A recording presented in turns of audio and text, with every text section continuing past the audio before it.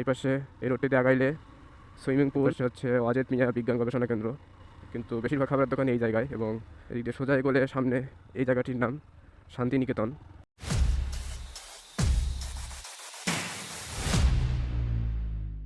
তো যে কোনো কেনাকাটা বাজার, কাঁচা বাজার থেকে শুরু করে যে কোনো কিছু প্রয়োজন পড়লে এই গেরুয়া বাজারে আসি। এবং এর পাশে রয়েছে আরেকটি বাজার, ইসলামনগর বাজার।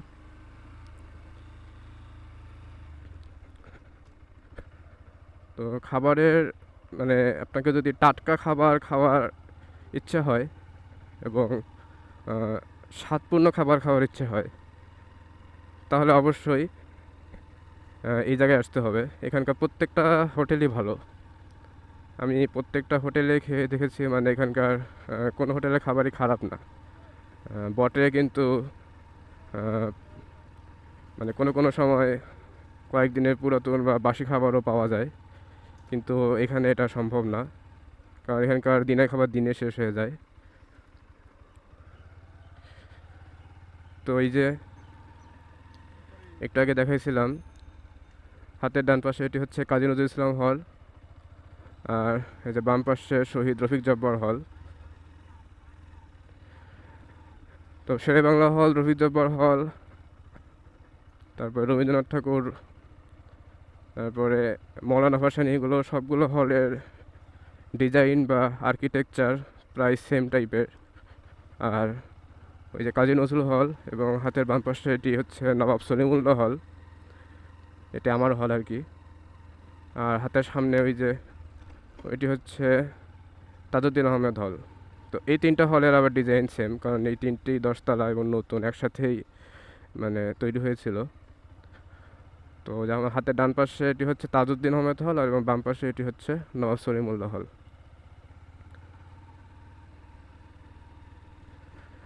তো এই হচ্ছে মোটামুটি ছেলেদের হলের এরিয়া, যেখানে প্রায় বলা যায় যে ছেলেদের হলগুলোর 80% হলই এইখানে।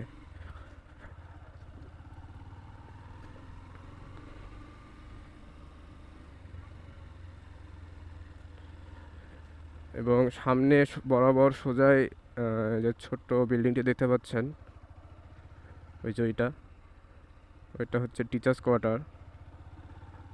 আমাদের কোনো প্রভোস্ট স্যাররা ওখানে থাকে।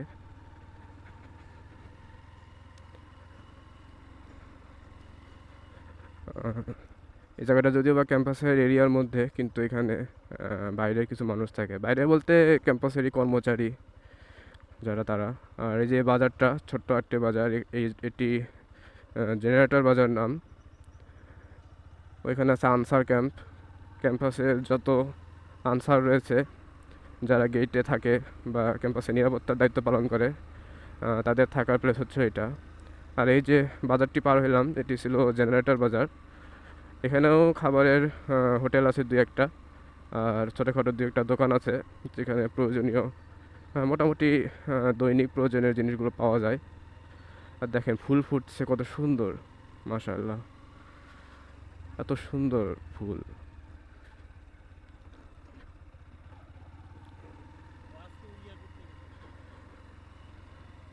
এই রোডটার যা ভিউ, মানে অস্থির। উপরে ফুল, নিচে এত সুন্দর রোড। তো হাতের ডান পাশে ওই যে একটি সাদা হল দেখতে পাচ্ছেন, এটি হচ্ছে শহীদ সালাম বরকত হল। আর এই যে বাম পাশে এই মাঠটি, এটি হচ্ছে মানে আগে ছিল না, খুব রিসেন্টলি এটি তৈরি হয়েছে, এখনও চালু হয়নি সেভাবে। এটি আমাদের আপকামিং সেন্টার ফিল্ড। যেটা বললাম যে এর আগে যেটি সেন্টার ফিল্ড দেখেছিলাম, ওটি আর সেন্টার ফিল্ড আকারে থাকবে না সামনে, ওটাকে ট্রান্সফার করে এখানে নিয়ে আসা হবে। এবং এই যে এটা সালাম বরকতের সামনের কিছু খাবারের হোটেল, এবং এখানেও কিন্তু আপনি অবশ্যই অনেক ভালো এবং টাটকা খাবার পাবেন, এবং যে বেলার খাবার সে বেলায় শেষ হয়ে যাবে। তো এটি হচ্ছে সালাম বরকত হলের ফ্রন্ট ভিউ সামনের দিক থেকে। আর এটি হচ্ছে সালাম বরকত হল এবং সামনে আছে কামালউদ্দিন হল, এই 2 হলের কম্বাইন্ড মসজিদ। প্রতি হলে, ছেলেদের প্রতিটি হলে মসজিদ আছে, শুধুমাত্র এই 2 হলের মসজিদটা কম্বাইন আকারে বাহিরে তৈরি করা হয়েছে, আর বাকি সব হলে মসজিদ হলের ভিতরেই তৈরি করা আছে। তো ওইটি ছিল সালাম বরকত হল এবং এটি হচ্ছে আফামা কামাল উদ্দিন হল। তো ক্যাম্পাসের মাত্র এই দুটি হলই একটু ব্যতিক্রম, মানে সাদা সাদা রং দিয়ে তৈরি। বাকি সব হল কিন্তু ক্যাম্পাসের জাহাঙ্গীরনগরের ট্রেডমার্ক লাল ইটের। এবং হাতের ডান পাশে দেখতে পাচ্ছেন নির্মাণাধীন জাবির সেন্ট্রাল লাইব্রেরি, যেটি মনে হয় মানে বাংলাদেশের মধ্যেই অন্যতম একটি বড় সেন্ট্রাল লাইব্রেরি হবে তৈরি হওয়ার পরে। এখনও নির্মাণাধীন অবস্থায় আছে, আর এর আর্কিটেকচারটা একদম জাস্ট অসাম। ফুটবল স্টেডিয়ামের মতো সার্কুলার শেপে তৈরি।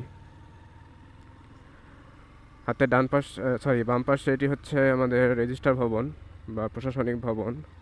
এটা নিউ রেজিস্ট্রার বিল্ডিং, মানে নতুন। এটা আরেকটা আছে পুরাতন।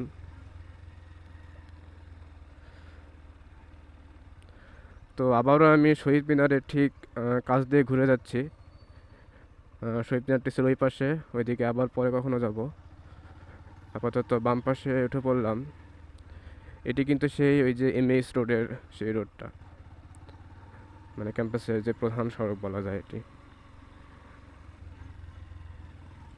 হাতের ডান পাশে হচ্ছে ব্যাংক, অগ্রণী ব্যাংক, ক্যাম্পাসের একমাত্র ব্যাংক। আর তারও পিছনের দিকে আছে হচ্ছে পরীক্ষা নিয়ন্ত্রকের অফিস।